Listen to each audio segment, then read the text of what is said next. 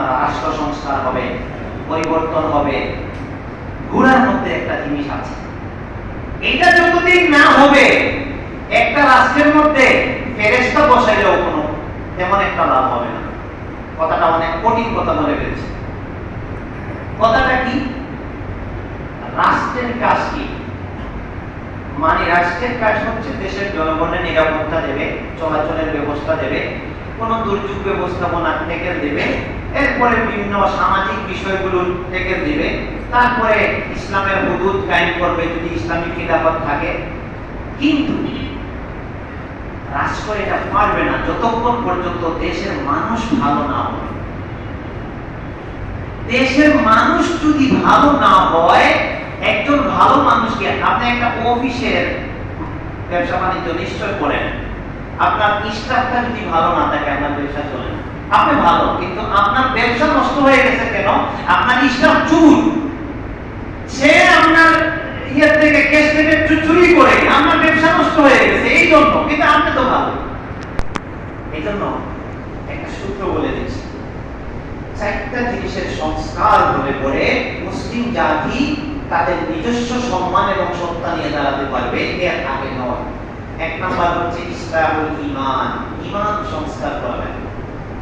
দুই নাম্বার হচ্ছে ইসলাহুল আমাল, আমল সংস্কার করা লাগবে।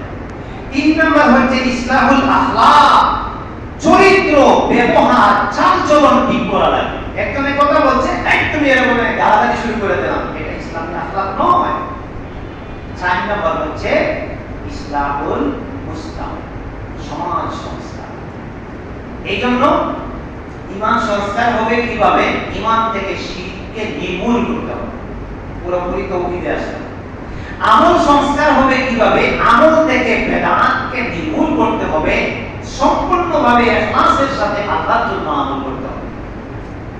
আমার এই খুতবায় আসা যাওয়ার এক পয়সা দাম নাই, এটা আমার নিয়তের উপর নির্ভর করে।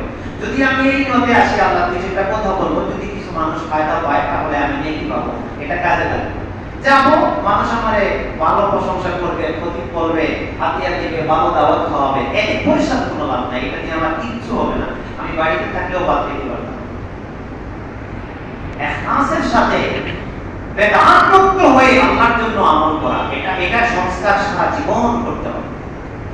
আখলাক সংস্কার, যত বদ অভ্যাস আছে দূর করে নেক অভ্যাসে অভ্যস্ত হতে হবে। আমি শেষ করে দিচ্ছি।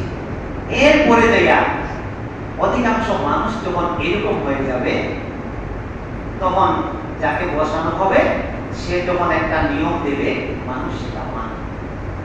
আচ্ছা, আজকে যদি বলা হয় এখান থেকে উপর থেকে ঘোষণা করলাম আসরের নামাজ যেন কেউ দিনাজপুর শহরের মানুষ না ছাড়ে, মানবে আমার কথা? কারণ তার ওই ঈমানটা সংশোধন হয়। যাই হোক, অনেক কথা ছিল, আমি শেষ করে